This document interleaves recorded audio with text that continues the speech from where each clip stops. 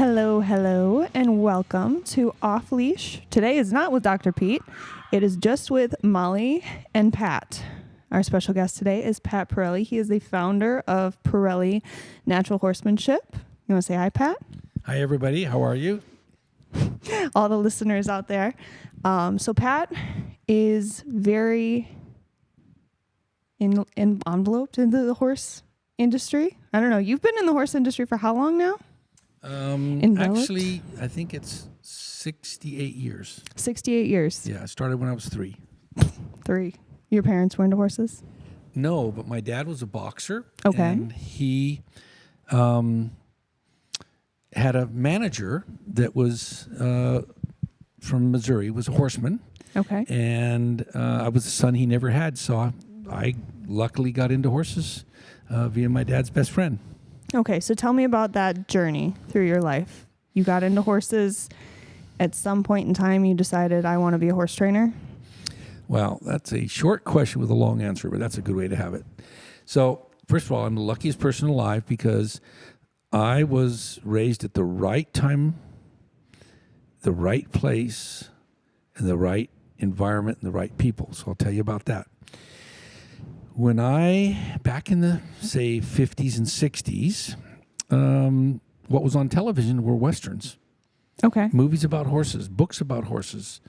So it was like horses were everywhere.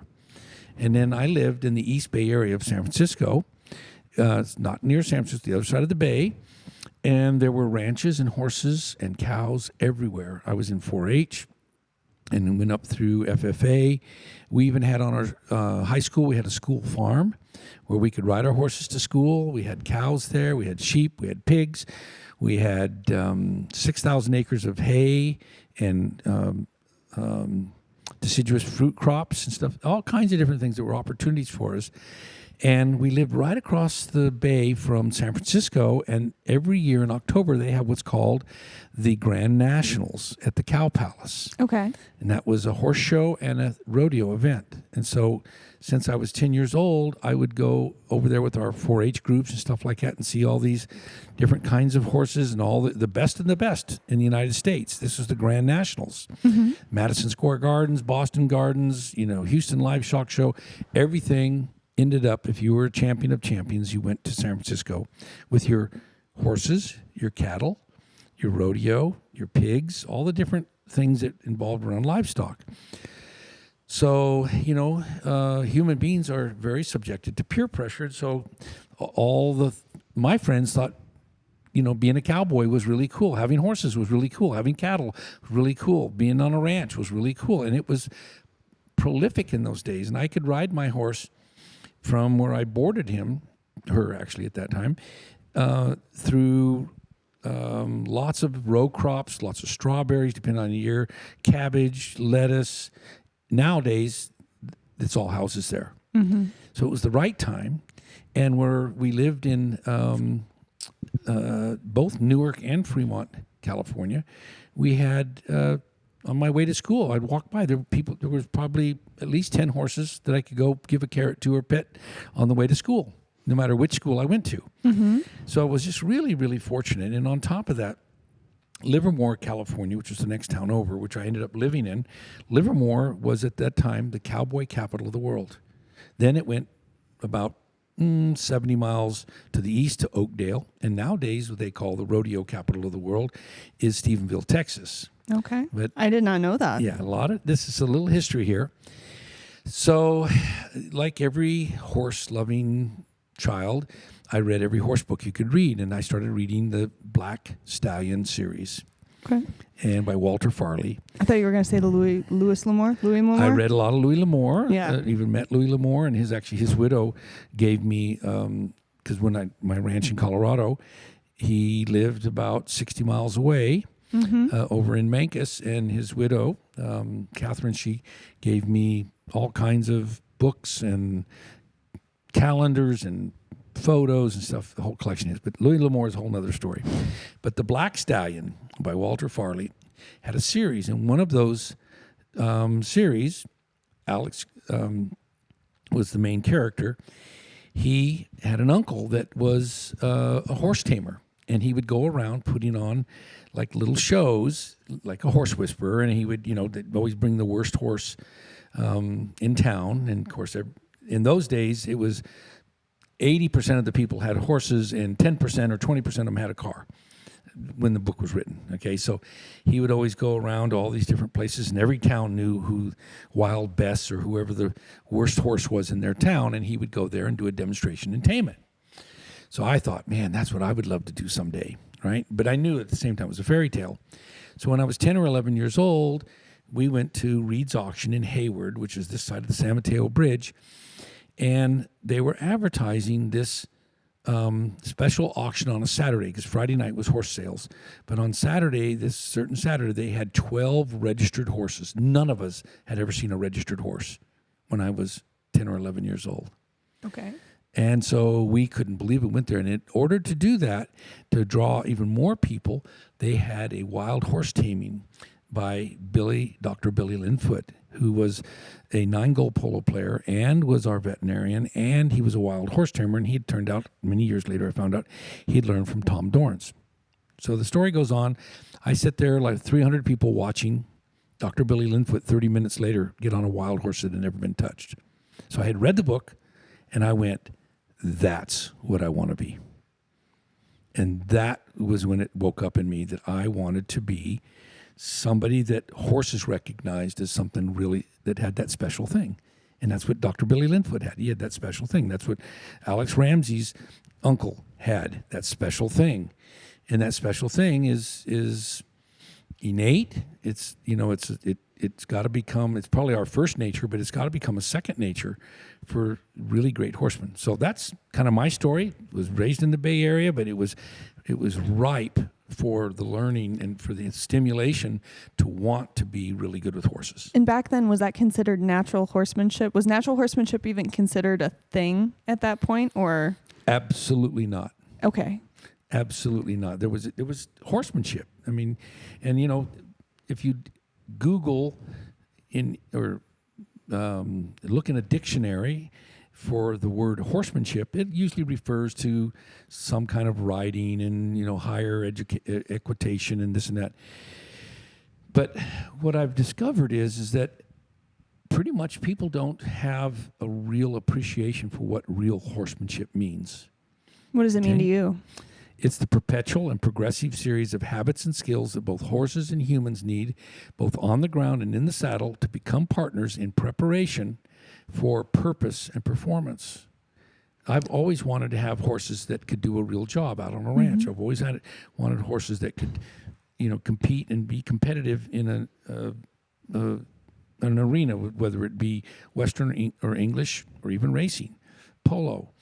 And so in order to do that, we have to have preparation. We have to have the foundation. So to me, horsemanship is the foundation. Horsemanship is the cake where all the training, like the disciplines, are the icing. Mm-hmm. You can have vanilla cake, but you can have chocolate icing or strawberry or spice or whatever. So I think this is where a lot of people get confused between English and Western.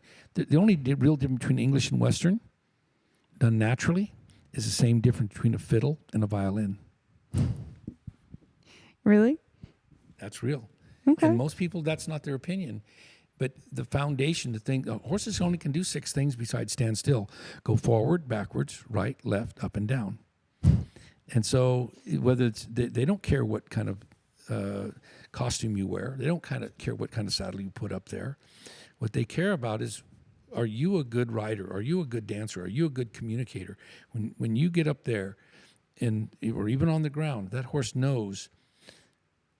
He knows what you know, and he knows what you don't know. And most people don't know what they don't know. But if the horse knows what they don't know, and they don't know what they don't know, they got a problem. They just don't know it yet. Right. But the horse knows. So at what point in time during your career did you coin the natural horsemanship? And did you start training on that? I was in my late 30s. And I was in Australia, and I had already let me put one more piece in here. When I was about 26, I met a man named Troy Henry, and he was a real horseman. And he took me on as apprentice, and I was with him for 5 years till the day he graduated to Horseman's Heaven. And 3 months later, the first weekend in March, I put on my first seminar. It wasn't even my idea. It was one of my clients' idea, a veterinarian down in Southern California, a little place called Hollywood. Have you ever heard of Hollywood? No. Yeah. You got a big sign on the hill. Yeah, I've heard of it. We went down there and just over the hill from Beverly Hills, and he asked me to put on a seminar for his clients. So he charged 30 people $50 a piece. Were you scared? I was as nervous as a long-tailed cat in a room full of rocking chairs. And I had to practice so I could get over my nerves what I was going to say first. And what I said was, I practiced this for like 2 months. Horsemanship can be obtained naturally through communication, understanding, and psychology versus mechanics, fear, and intimidation. And that was one of the most profound things that I have ever said. And I remember it to this day because it was that's the whole thing. Let me say it again. Horsemanship, real horsemanship can be obtained through communication, understanding, and psychology versus mechanics, fear, and intimidation. And I was raised to show horses who was boss. I was raised to... That's the cowboy way. The cowboy way, yeah. I was like John Wayne toilet paper. I was rough and tough and took no crap off of nobody or nothing. Yeah. So I had to learn this. And it was through Troy Henry that I learned what a real horseman does, not just a cowboy, and I was a rodeo cowboy for 14 years. I was still rodeoing then. I rode bucking horses professionally until my brains came in. I was the Rookie of the Year in 1972. I rode 5 horses that nobody had ever gotten a first ride on. It's a young man's game. It was a young man's game. And I was pretty darn good at it. But I realized that what I was really in my heart was what I was reading with the Black Stallion, to be one with a horse, to have horses recognize that there was something special. But I had to learn.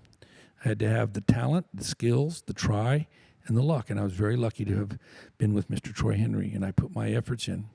So to get back to where we were talking about, all of a sudden, after I put that first seminar on, I realized this is what I was put on this earth to do. This is my calling, to help regular people get extraordinary results with horses. And it took me longer to figure out what people didn't understand about horses than what horses needed to understand about people.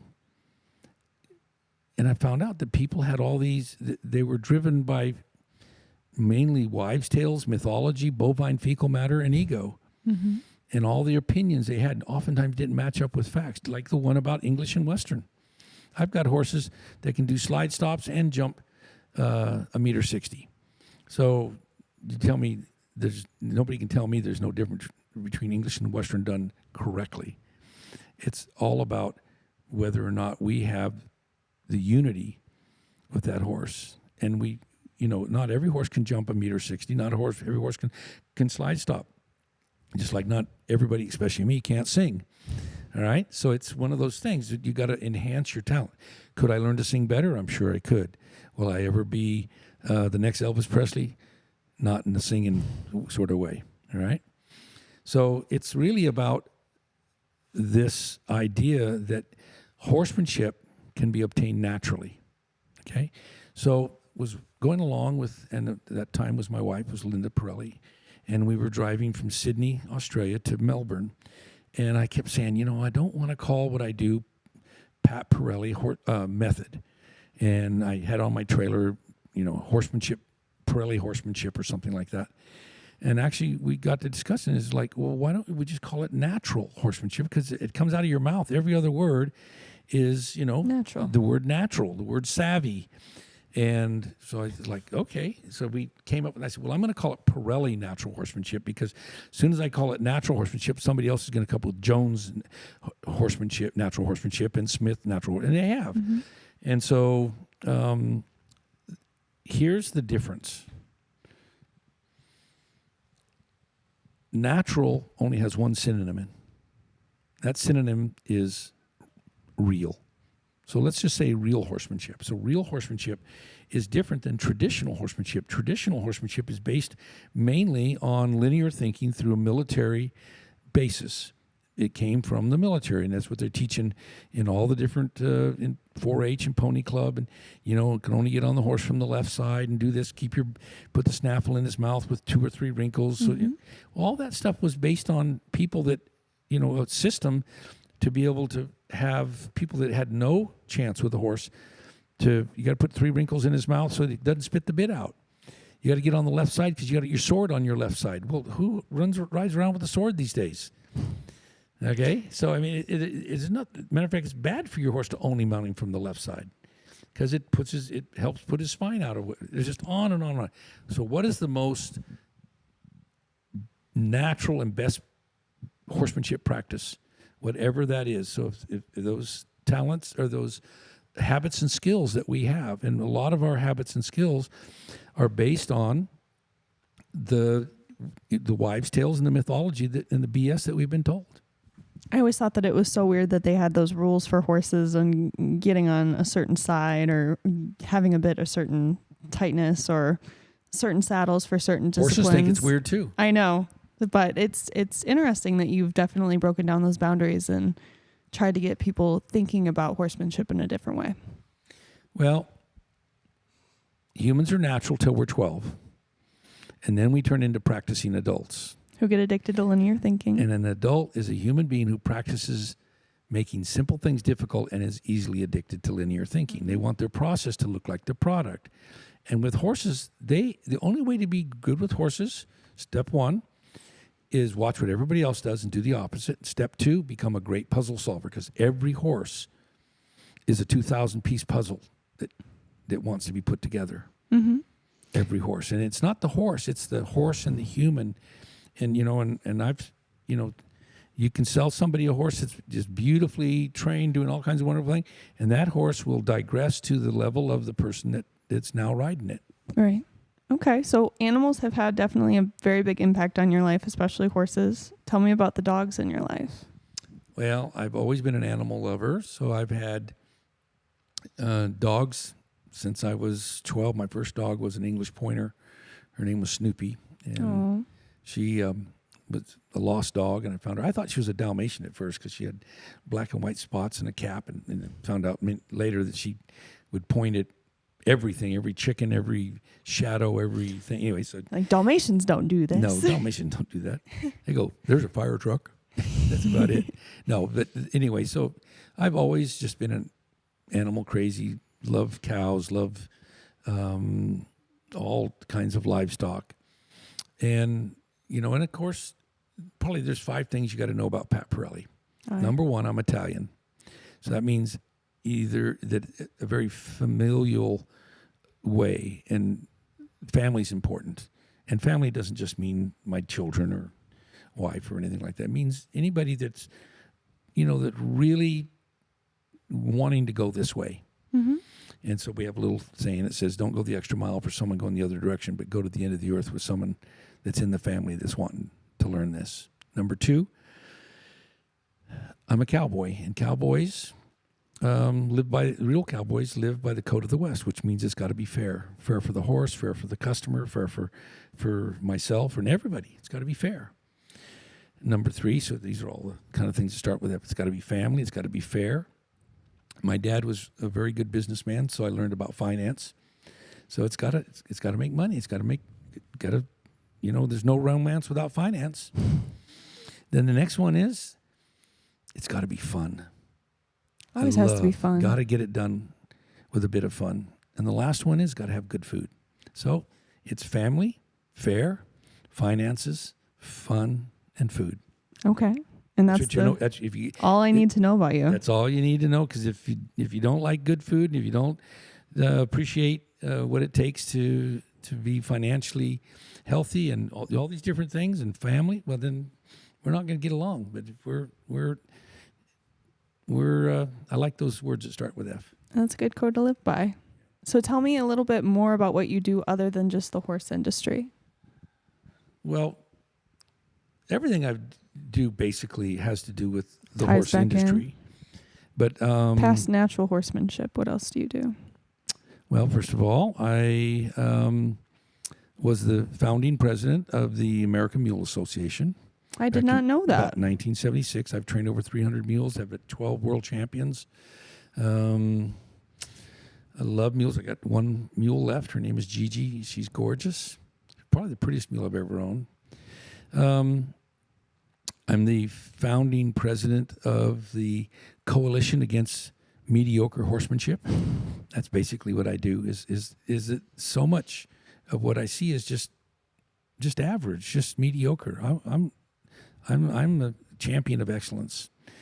Also, I'm the founding president of the Coalition Against Lunging, chasing a horse around in a circle until they get tired. Mm-hmm. So one of the things I preach all the time is do not chase your horse. And that's a long subject. We could talk about that for a long time, what that means, not just lunging or sending them around a round corral, but there's more. Like so many people, when they bridle their horse, chase the horse's nose, the horse just keeps putting his nose away and they chase it around in a circle to get the bridle on, or lifts his head and they get on a stool or something. So there's a lot of aspects to chasing. But I like to play guitar. I like aviation, and I've learned to like golf. My dad, when he was 76, got his first horse, and he was a great golfer. And I thought, well, if he's going to do what I do and come out to the farm every day or the facility, then I'm going to do something he does. So I've learned in the last 12, 15 years to really enjoy golf. But those are just pastimes for me to kind of keep a little bit of sanity. But I think, the biggest thing that I try to do is help make the world a better place for horses and the humans that love them, no matter where they live or what they can afford. And I really, in my life's mission, want to help raise the industry standards and get it to where the horse is first, not just the price of the horse or the winning the ribbon or the championship or whatever it is. And, for the root of all, in my opinion, the root of all evil, winning is the root of all evil when it comes to animals and children. The love of winning, not winning. It's the love of winning. And when we put that love above our love for our horse, then, and I know because I've been there. So I know what I'm talking about here. I'm not pointing my finger because they got three pointing back at me when I point my finger at somebody, because I've done that before back when I had young man's disease. So young man's disease. Yeah. I think a lot of people are suffering with that. Oh yeah, and it's hard for it to go away. It's an epidemic. It is. It's hard for it to go away because we get to thinking that we got to show that horse who's boss, and we got to win, and we got to do all this stuff. But ambition's a great thing as long as it's tempered by principles, patience, and sequence. So that's, to me, is the secret, is to balance it with the principles, the patience, and the sequence. And basically what I teach people, share with people, is the sequence. And some of I've learned by some of the greatest horsemen on the planet has ever seen. Tom Dorrance, Bill Dorrance, Ray Hunt, Ronnie Willis, Troy Henry, Freddie Knie from the Knie Circus in Switzerland, greatest circus trainer probably ever lived. Walter Zettel, the guardian angel of dressage horses. So been very fortunate to have been really had some great horsemen invest into me. And so all I do is I share what's been shared with me. Yeah, and going back to what you said about the advocacy for a better industry standard, that's, I know, kind of what you and I bonded over when we met at Equine Affair. Because we're trying to do the same thing with the dog food, raise that industry standard as to what can go into dog foods. And awareness is number one. It is. Awareness is number one. And having good people and a good team behind you, and you have a lot of people that would scream from the rooftops about natural horsemanship. Well, the awareness that you brought to our world, Kat and I, is this whole copper toxicity. And it's not copper, it's the copper. Chelated copper. Yeah. Okay. It's added coppers in dog food, which is horrible. Yeah. And someone has to be an advocacy, like you're an advocate for the horse, we're an advocate for the dog and their health. And so that once I was aware that what we put on the caustic wound powder that we put on for Proud Flesh is what they're putting in the dog food. Well, no wonder it's eating their kidneys and their livers up. So anyway, it's crazy. So the awareness, and so again, if somebody makes you aware of something, and you know it to be true, and you don't do it, then there's something that's not right there. And so again, Kat and I look at everything from, is it fair or is it right? If it's not fair, it ain't right. If it's not right, it's not fair. That's right. So it's got to be fair and right for everybody included. So tell me about the dogs that you own now. Well, I have two little doggies. We have two little doggies. They're Italian greyhounds. Of course, they're Italian. Italian. So got to be Italian. And that's Psalms and Polka. Para's cat's her top horse. Everything we own starts with P somehow, and it was not intentional. They were. I feel like it might have been intentional. No, they were named before I ever got on the scene. So, but the two little Italian greyhounds, we call them doggies because doggies get to stay in the house. Dogs have to sleep outside. So we have in the kennel, we have 4. We're down to 4 border collie type dogs they're called McNabs, and they're basically a dog that's like a border collie with short hair and a hard foot and a strong fetching instinct, but stand up instead of lay down for cattle. So they're real cattle dogs that you can send into the woods, and they'll bring cattle to you. I've seen it personally. It's awesome. Yeah. So they're very well trained. Do you train all of your own dogs? Yeah, but I mean, everybody that's here on the place is either training or untraining them. Mm-hmm. You know, it's that's a good way to put it. Training or untraining them. Because, like, you know, when I ask them to go get a dog, let it out of the kennel. If they just open the door and let the dog come out without the discipline of making them place or what do you call it? Do you call it place? No, but just lay down. Just lay down. Lay, stay, or sit, stay, or something. But some little discipline thing, just like saying please. You know, yes, and yes, ma'am, no, ma'am. And please and thank you. So, yes, we raise and train our own dogs, but I really don't train dogs. You know what I do is I have my dogs help me train cattle. That's an interesting way to look at it. Instead of training dogs, I use the dogs to help me train cattle, and in the doing so, then the dogs start to understand that their job is to get the cattle to follow me. And one of the books that I read years ago by Karen Pryor is called "Don't Shoot the Dog." Have you ever heard of that? No, I haven't. And it's because, and it's a book about animal training. It's not just about dogs. And what would happen is the rancher would buy a border collie dog, and they're trying to herd the cattle into the corral, and the dog is standing in the gate, and so they get so mad at the dog, they go over and shoot the dog. Really? Instead of going them in the gate and let the dog bring the cattle into the corral. They don't understand the nature of a fetching dog. Mm-hmm. And so the book is called Don't Shoot the Dog. But it's all about all kinds of different things with different animals, and about operant training and positive and negative reinforcement with dolphins and dogs and all kinds of animals. So it's a really great book. But that is what really, kind of got my brain thinking about is let's just what's natural for the dogs is for them to bring them to you. So I go stand in the corral and the dogs bring them to me. Right. And pretty soon you can nurture the nature of the dog, and that way you don't have to shoot the dang dog. What's the Western saying about dogs? One good dog is worth 3 in the saddle. Oh yeah, well, one good dog is worth three mediocre men for sure. But they don't complain. They don't complain about what they eat or when they get to eat. They're loyal. They'll work their hearts out.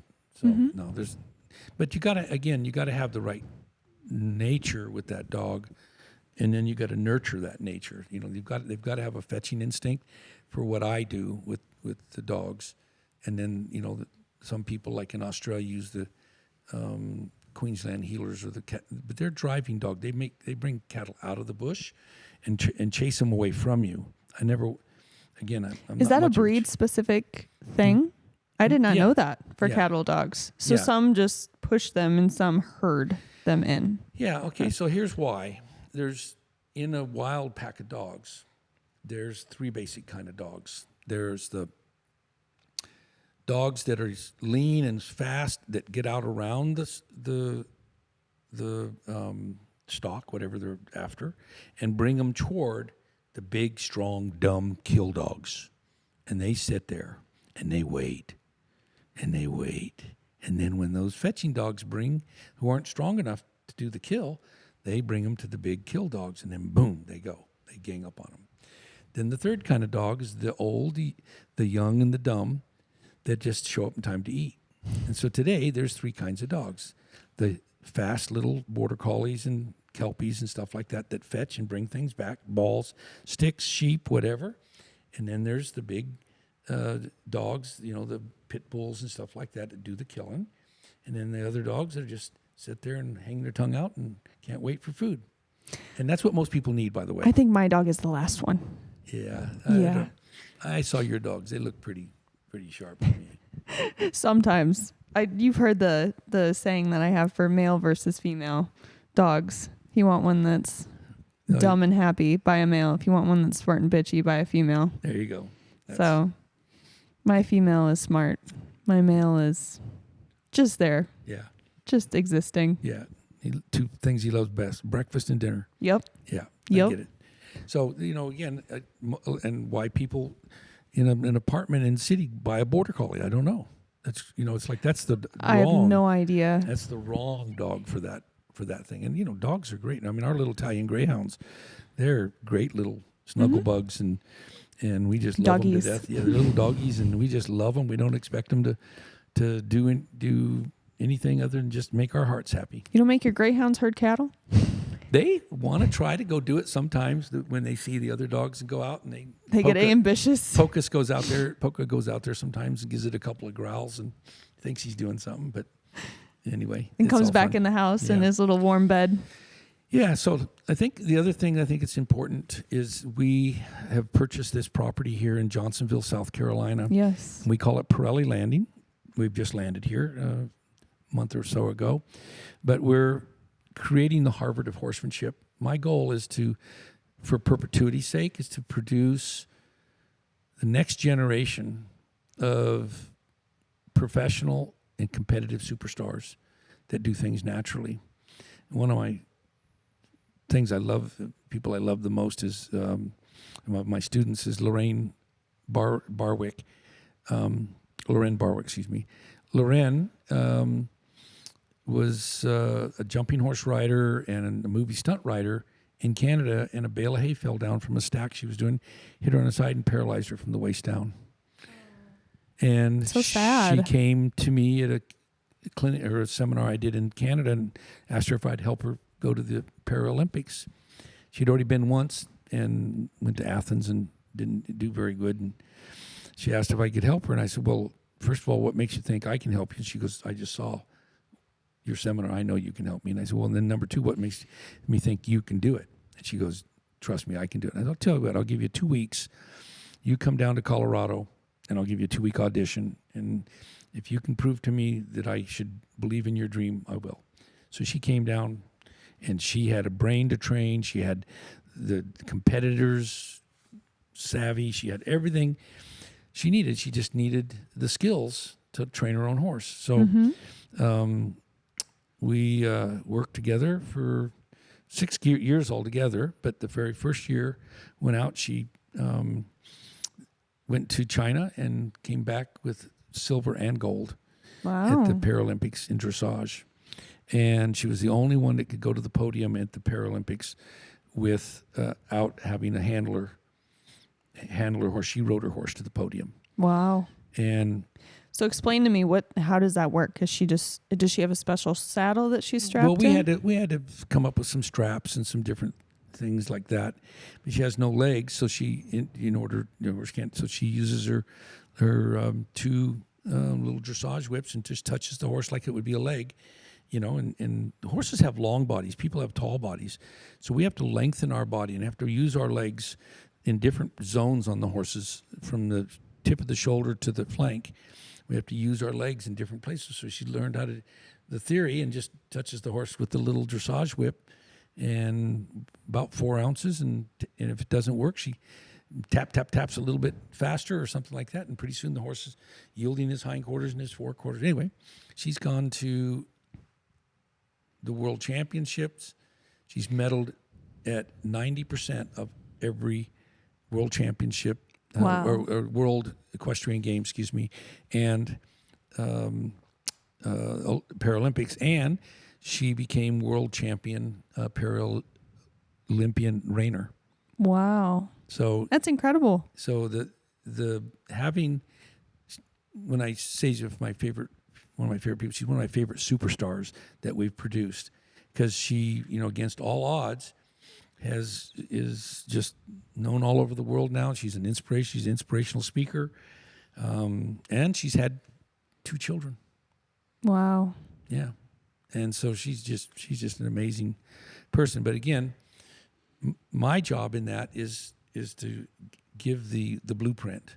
What is the sequence of learning that the person needs and the horse needs, and that's what I do. I travel around the world. I've been to Australia 41 times doing clinics. I've been to Europe, I think 36 times, and South America, all over the planet, trying to help make the world a better place for horses and the humans that love them. What do you think is the biggest disconnect between a horse owner and a horse?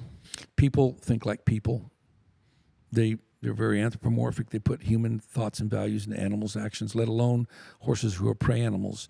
And horses have long bodies, not tall bodies.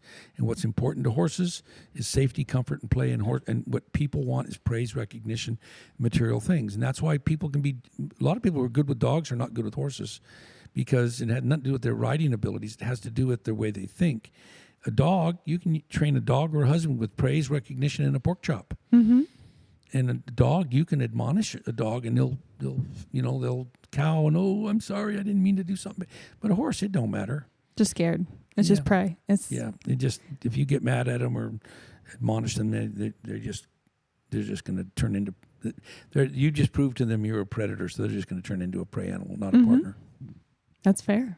So, if someone's struggling with their horse right now, whether it be communication between the horse and rider or wanting to get into a different discipline with their horse, what do you recommend is their first step to start with a better relationship with their horse? Lots of horses want divorces. That's why their owner should graduate my courses. Yeah. So they should start in our levels program.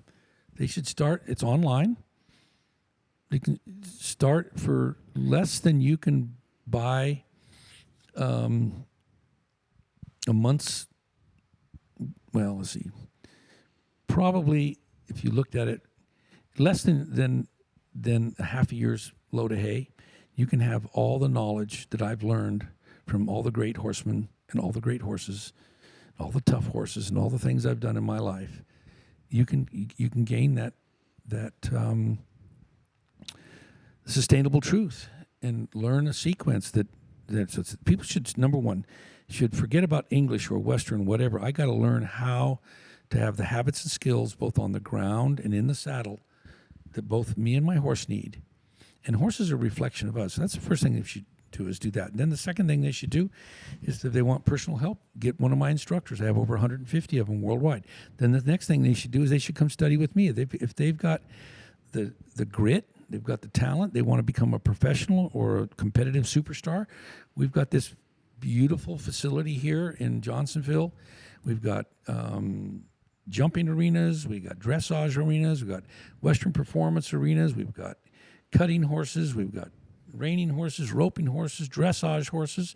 We've got everything in the world here. We've got housing for resident students. We've got 3 big lakes on here. We've got 6 creeks, a river. This is the perfect place to learn how to become a real professional or competitive horseman. But don't start at the top, start at the bottom. Start it with our levels program, level 1, 2, 3, and 4. Learn to do that, get help from my instructors, and then come study with me. And we also accept people who haven't studied the program. If they've, like young people that want to go to college, we call this the Harvard of Horsemanship, because what we teach is 4 things: how to train horses using horse psychology, how to teach people to be empowered, not to be puppeteered into their horsemanship. Number 3, facility design, maintenance, and management. If you're going to have horses, you better know about horse facilities and how to do it. And number 4, we teach people how to be businessmen. And so this is a real education here. And we have a residence program for 2 to 6 years. And our graduates leave out of here. And we've had some of them that have gone on and been their own superstars, like Loren. and make a great living, helping other people with their horses. Other people have gone on, like Darren Simpkins went on and made the Hall of Fame in the cutting horse world. He's won over $3 million. And Mikey Wanzenried and Wally Gaggenschatz in Switzerland are showing everybody the world in the jumping world how great they are. We got a whole Italian contingent that are really good in the jumping world. So anyway, we've produced superstars. If somebody thinks that they're, like when I was young, if I could have come to a place like this and learned to do all these things with horses and with horses, for horses, how to take care of them properly, how to feed them properly, how to manage horses in the pasture, how to train horses from little babies to senior citizens. If I could have had that, I'd have done whatever it took to be there. That's what I was seeking. So we have a fabulous place here. The other thing is we still put on clinics and seminars around the world. People can either host them, or we're putting on a big one on February 28th and March 1st in near Ocala, Florida, place Lady Lake, and we're putting on a horse psychology summit. So it's a kind of an intimate affair. We only take a couple hundred people at that, versus some of the seminars I do have 7,000 people. Okay. So this is, when I say that, this is 200 people might sound like a lot, but we put on seminars all over the world. We're 6,000 to 10,000. And you just got back from Europe. Just got back from Iceland and Switzerland. Went to Europe 3 times this year. Going back in March. Your Delta Sky Miles must be. Oh my gosh. Well, you know what? The day after this seminar, I'm going to Europe again to go to Equitana. They have 45,000 people a day there for 9 days. Wow. It's the world's largest horse exhibition. And I'm going to be the headliner there. That's awesome. So, yeah. So anyway, so we, people just need to go to our website, Parelli.com, and I mean, just open up a world that they've been looking for. And most people, what I find out is everybody starts off with a dream. I want to be, I want to have my horse. I want it to be my best friend. I want to have this great relationship, and I want all this stuff. And the first thing they find out is they copying everybody else, and then pretty soon, horse is hard to catch. He's hard to bridle. Doesn't want to stand still to get on. He doesn't want to stop when they're going. He goes too fast. He does this. He rears. He spooks. He does all these things. Their dream turns into a nightmare. And most trainers, correct me if I'm wrong, use tools to fix that, like the choke leads or whatever, the chain leads, or they use tie downs to keep their head down, or they chase them around the arena until they get tired and then catch them. All the good excuses for bad hands and not enough knowledge, yes. Yeah. But also most trainers want their customers they want to be the crutch for that customer. They you can't do this without me. I got to train your horse. You get on it a little bit. We're the opposite. We empower people. I've never seen you say, get off your horse and let me do it. Ever. Right. No. And I'm not ever going to do it either. Because I always tell people that, sending your horse to a horse trainer, like sending your wife to a marriage counselor. Say, take her home for a couple of weeks, Doc, and send her back when you got her straightened out. So it's really about learning what needs horses really have, and what needs people have. Yeah. And it's just fitting it together, getting people to realize their dream can happen if they understand the nature of the horse. Right, exactly. Another question. What is the biggest life lesson that horses have ever taught you? To be realistic. So, explain. It's pretty easy to get caught up into some, dream. I was going to be a top world class or the top cutting horse trainer or reining horse trainer, or, I learned where my place in the world is, which is in the horse world, and my place in the horse world is to help regular people get extraordinary results. I still want to ride and slide, spin and win and turn and burn and work with some of the top, most talented horses in the world. And I've been lucky enough to have some really top world-class horses. But to be realistic, knowing what horses need and being able to see when I put on clinics, I got 20 people in the arena, and I can see what that person needs more confidence, that person needs more sensitivity or awareness. This is what this horse needs. is I've learned to be a better puzzle solver and to be more aware and to be realistic. If you were to go back in your career and change anything, what would it be? I think, just like I said earlier, if I could have found, which I was looking, if I could have found a place where I could do what I'm offering for, Harvard of horsemanship, to learn to become a competitive and professional horseman, I would have loved to have done that when I was, say, 16. I always tell people I went to Fresno State University, had a 4-year college, 4-year rodeo scholarship. But I always tease people and say, I went to Fresno State University, and it was the toughest 2 weeks of my life. All that said, it wasn't until, book learning was one thing, but it was when I was working with Mr. Henry. Okay. 7 days a week for 5 years. From 6 in the morning till 6 at night, go home, eat dinner, come back, and ride 3 more hours for 5 years. And everything had to be in its place, a place for everything in its place. He was a consummate professional. He was very particular, very demanding of everything. And before that, I didn't even make my bed. My mom came and saw me one time. She goes, "What happened to you? How come all of a sudden everything you have, your house is neat, your bedroom's neat, your tack room's neat, I said, well, I got Henryized. And I learned, it was like me going in the military. I was going to say, it sounds like a military environment. It was very structured. But man, did I learn to be proficient and efficient, and did I ever learn to think, in a certain way. Why would I do that? He'd say, "Why'd you do that with that horse?" And I'd say, blah blah blah. And he said, "You're never going to make a horseman if you keep thinking like that." Would he give you the answer, or would he just leave you with that? No, he was pretty good about it. So we could discuss, and I'd say, well, then what should I have done? Like one time, I was given a lesson, and he was eavesdropping on the thing, and I was telling this lady who was a bit weak and wimpy, and I said, come on, make him do it. It was in the round crawl. Come on, make him canter, and she wasn't putting any energy in. She got it to happen, and she left, and then Mr. Henry came around, and he was red in the face, and he was mad as a hornet, and he was like, "Don't you ever say that again." I said, "What did I say? Did I use a swear word?" He goes, "You told that lady to make that horse do that." And I go, "Well, what should I have said?" And he goes, "Cause." Okay. Cause that horse to do it. Don't make it. And he said, since we're on the subject, don't ever say let the horse do something. Allow. And he said, and when on the subject, don't ever say break or train again. Say start and develop. Start a relationship that develops into a partnership. See, these are all things that, like sledgehammers, that hit me in the head, that made me be particular about and aware of my words and my thinking and the way that I perceive things. And I'll tell you something. I read a book, I've read it 8 times now, called Think and Grow Rich by Napoleon Hill.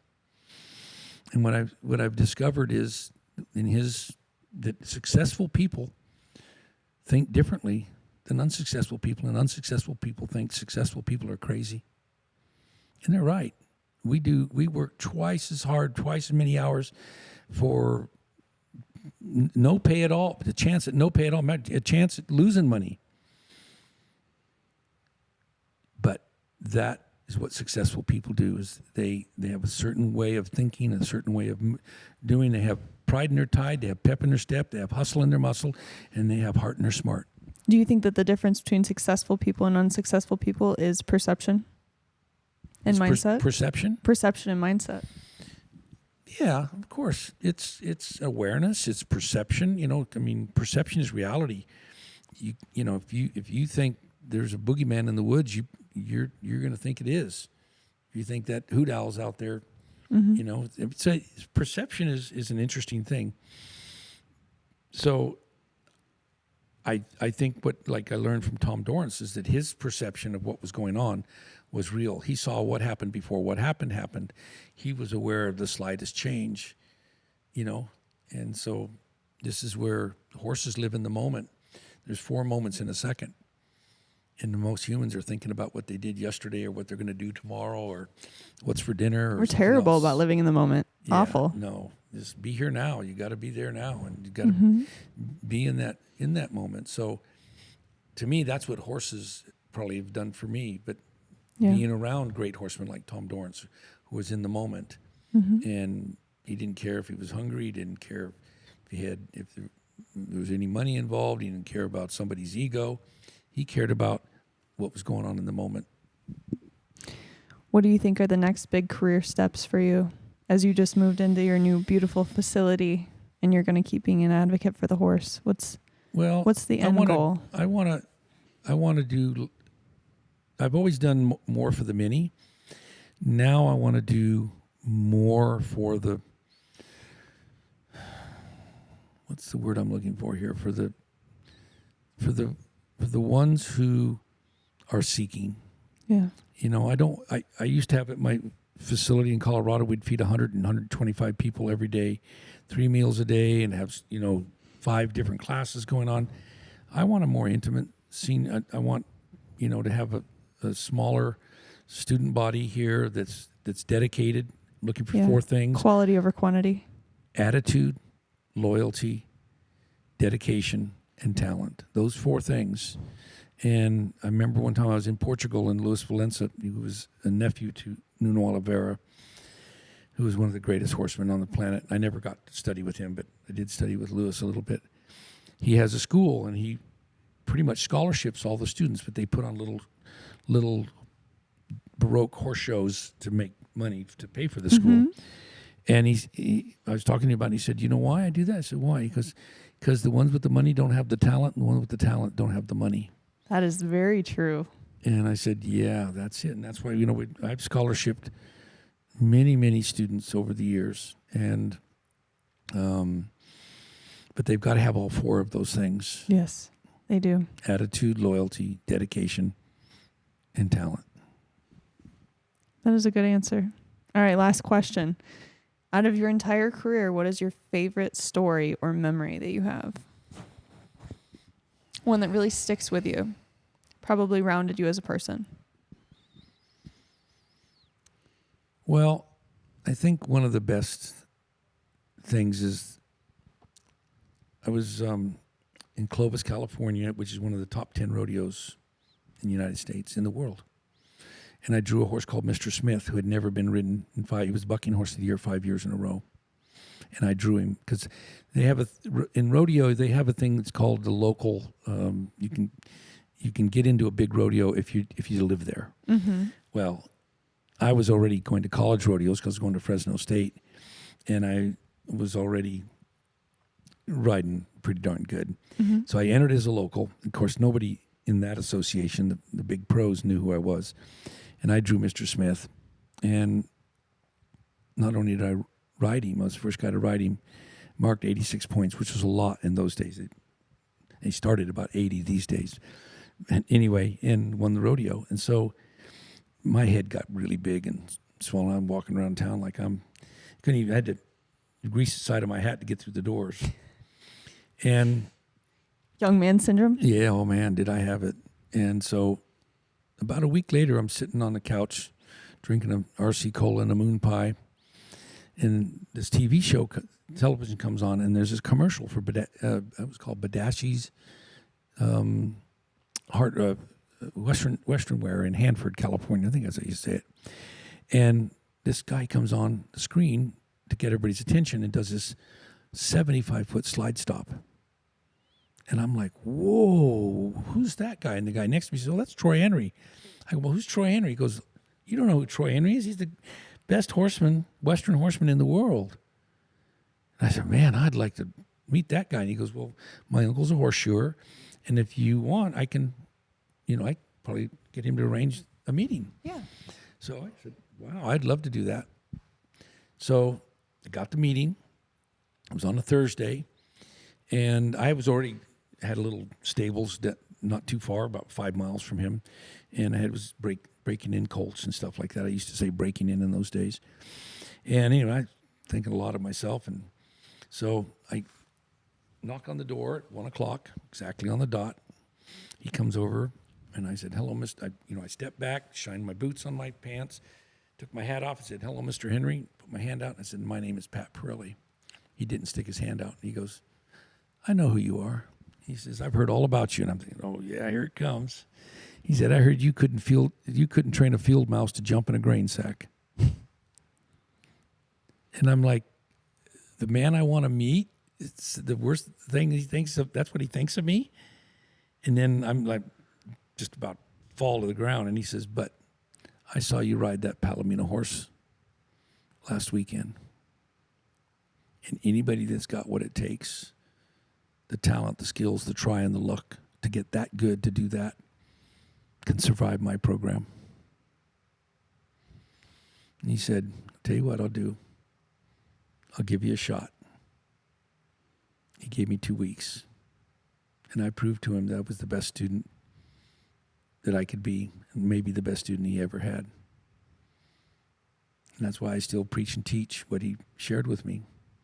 Not just a few techniques, it was the attitude, the knowledge, the tools, the techniques, the time, the imagination, and the support that it takes to become the best me you can be. Mm-hmm. So I think right there, kind of a high and a low. And then from that point on, he shoved a humble pie down my throat for the next 5 years. And that helped me get over that young man's disease. Yeah, I was going to say it might have helped with that. Mm-hmm. That's not a bad thing at all. No. So I think it's important and something that you're passionate about to be humbled now and again. Be humble, be kind all the time. Exactly. There's nothing wrong with that. Mm-hmm. I feel like people that get too big for their britches are the people that are preaching a little bit more than they can provide. Mm-hmm. Yeah. So. All right. Well, I've enjoyed this. Thank you. Thank you for being a guest on today. Yeah, my pleasure. And you want to plug where they can find Parelli again? Yeah, just go to Parelli.com. All right. And again, our big event's coming up in March in Lady Lake near Ocala, Florida. And that's the Horse Psychology Summit. They can also look at what they want to come get a tour here and come visit us on the campus here at Parelli Landing. Beautiful campus. Beautiful. Yeah. This is the prettiest one of the prettiest pieces of property I've ever seen in my life. Gorgeous. And I've been a lot of places, and this place, just everywhere I look, it just has a great look, a great feel. The ground is good. I mean, it's just special. I don't know. It's sacred ground. And I'm proud to be here. And you can't own a piece of property. You can just pay to be the steward. Exactly. And so that's what we're doing. Cool. Well, thank you again for being a guest today. And we're going to wrap it up and get some outro music going. And if anyone cares to get a hold of Mr. Pat Parelli, they can go on the website. They can attend his events. They could even register to be a student here if they have the passion, the grit, and the drive to do it. Right. So, may the horse be with you. May the horse be with you. Thank you, guys, and tune in next time for Off Leash.